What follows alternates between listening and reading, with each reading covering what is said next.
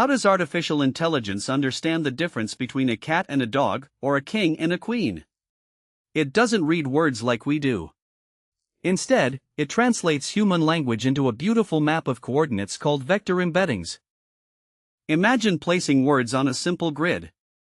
Let's map them using two properties, sweetness and furriness.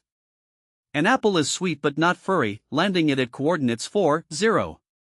A kitten is furry but not sweet, placing it at 0, 4.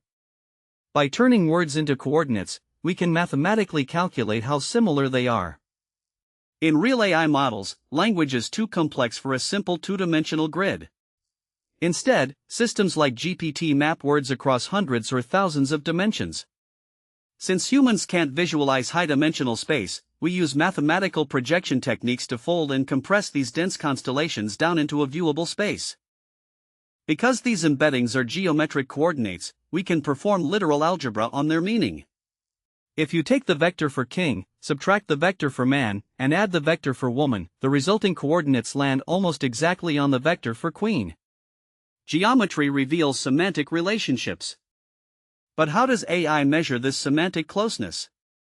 It uses cosine similarity. Instead of looking at the straight line distance, the model measures the angle between two word vectors.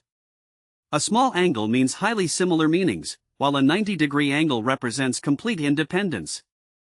These geometric maps power everything from modern search engines to large language models.